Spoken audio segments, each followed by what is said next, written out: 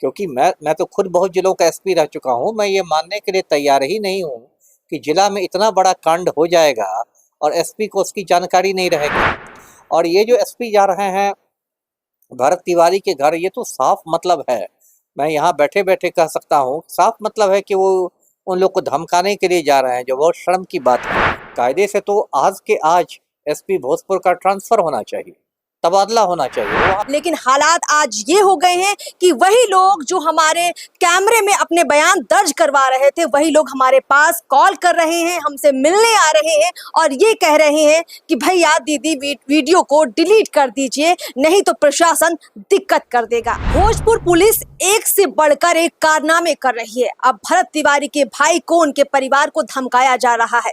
हमने भी जब ग्राउंड रिपोर्ट बहुत सारी निकाली तो बहुत सारे लोगों ने खुलकर बोला और बताया कि पुलिस ने किस बेरहमी से, किस चालाकी से भरत तिवारी का एनकाउंटर किया। चश्मदीदों ने गवाह के रूप में बहुत कुछ बयां किया।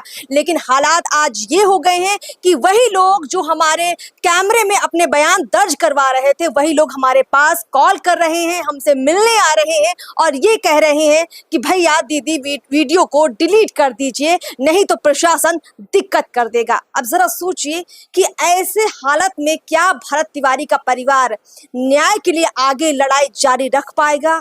क्या प्रशासन आगे इस तरह से डराता धमकाता रहेगा? आखिर सम्राट सरकार आगे क्या काम करेगी और कैसे काम इसको करना चाहिए? ज्यादा बातचीत के लिए हमारे पास पूर्व आईपीएस अमिताभ दास सर है। सर, ये मामला पूरे देश भर में कौंध रहा है और लोगों के जहन में बस एक सवाल है कि जो पुलिस रक्षक के रूप में थी वो भक्षक के रूप में आ चुकी है सामने, और अब एक आम से आम व्यक्ति भोजपुर जिले का बिलौटी गांव का वो डर रहा है बोलने से। उसे डर है कि कोई झूठा मुकदमा बना दिया जाएगा, किसी और केस में उठा लिया जाएगा, सरकारी नौकरी में है तो नौकरी में दिक्कत आ जाएगी। ऐसे हालात में क्या होगा इस केस का? अब ये बात तो सही है कि पूरे देश में खौफ का माहौल है और उसी खौफ के माहौल की वजह से आम लोगों पर जुल्म भी हो रहा है। अब देखिए, यही भरत तिवारी की हत्या कर दी भोजपुर पुलिस ने और बहुत शर्मनाक काम किया पुलिस ने, अपनी वर्दी को दागदार किया है। और ये भी मैं दर्शकों को बताता रहूं कि भरत तिवारी की हत्या का पूरा षड्यंत्र पटना के मुख्यमंत्री आवास में रचा गया था, एक अणे मार्ग में।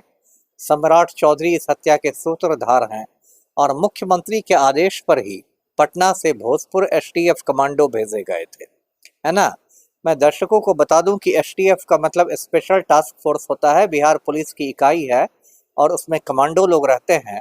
लेकिन एसटीएफ कमांडो को तभी भेजा जाता है जब किसी बहुत खूंखार या बहुत दुर्दांत अपराधी को पकड़ना हो। तो भरत तिवारी तो कोई पेशेवर अपराधी था नहीं, वो अपराधी था ही नहीं, वो तो एक पढ़ा लिखा लड़का था, कोई आपराधिक उसका इतिहास नहीं था। मतलब खूंखार अपराधी तो क्या, वो एक सामान्य अपराधी भी नहीं था। तो उसमें आपको एसटीएफ कमांडो भेजने की क्या जरूरत हुई, है ना। और अब ये भी बात आ रही है कि जो पटेल भवन है पुलिस मुख्यालय, वहां से वीडियो कॉल गया था एसपी भोजपुर जो मिस्टर राज है, उनको वीडियो कॉल गया था। उसमें कहा गया था कि यदि हाथी पागल हो जाता है तो उसको मार दिया जाता है। ये बात सांसद पप्पू यादव ने भी उठाई है, ये बात सांसद सुधाकर सिंह ने भी उठाई है। तो ये तो बड़ी गंभीर बात है। और जितनी मुझे समझ है सरकारी कामकाज की, पटना से भोजपुर जो एसटीएफ कमांडो गए बिना मुख्यमंत्री के आदेश के नहीं जा सकते हैं। मुख्यमंत्री ने पुलिस मुख्यालय को आदेश दिया होगा तब पुलिस मुख्यालय ने भेजा होगा। तो ये तो एकदम सुनियोजित हत्या लगती है। तो भोजपुर की जो एसपी राज हैं, जो आधी रात को उनके घर चले जाते हैं और पूरे परिवार से उनके भाई को जो है इस मामले में कहते हैं कि ये सब कुछ बंद कर दो, केस को पीछे कर लो, लोगों का आना जाना, इस पर इतनी चर्चा करना सब कुछ बंद कर दो। मतलब इतनी मीडिया में बयानबाजी करना, लोगों का जो जुटान हो रहा है, समर्थन मिल रहा है, ये सब कुछ रुकवा दो। एसपी राज अगर ऐसी बात कह रहे हैं तो उन पर क्या कार्रवाई होनी चाहिए कायदे से?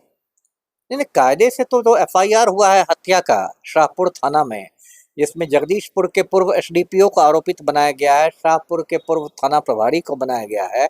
कायदे से तो उसमें एसपी मिस्टर राज को भी आरोपित बनाना चाहिए था, क्योंकि मैं तो खुद बहुत जिलों का एसपी रह चुका हूँ। मैं ये मानने के लिए तैयार ही नहीं हूँ कि जिला में इतना बड़ा कांड हो जाएगा और एसपी को उसकी जानकारी नहीं रहेगी।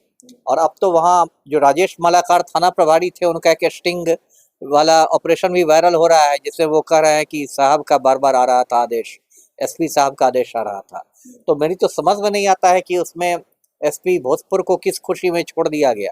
और ये जो एसपी जा रहे हैं भरत तिवारी के घर, ये तो साफ मतलब है, मैं यहाँ बैठे बैठे कह सकता हूँ, साफ मतलब है कि वो उन लोग को धमकाने के लिए जा रहे हैं, जो बहुत शर्म की बात है।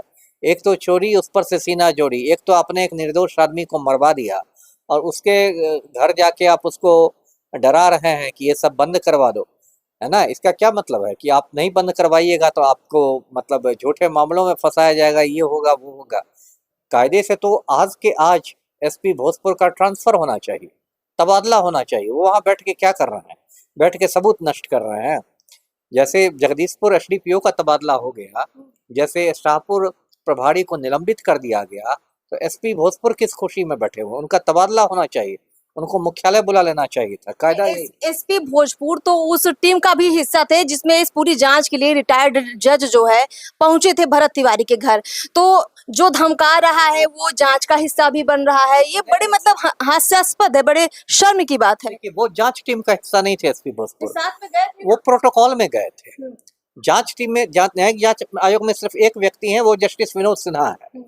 वो चूंकि मतलब जस्टिस आए थे तो उनको किसी तरह की मतलब दिक्कत नहीं हो। मेरा सवाल सर ये है कि जो व्यक्ति खुद आरोपित है, जिस पर परिवार को पहले से संदेह है, ऐसा व्यक्ति अगर किसी भी प्रोटोकॉल के तहत भी उसी के घर पहुंचता है तो ऐसे में परिवार में तो डर का माहौल बैठेगा ही, क्योंकि चंदन तिवारी, भरत तिवारी के भाई का भी यही आरोप है कि बिना एसपी के आदेश से इतना बड़ा एनकाउंटर हो ही नहीं सकता।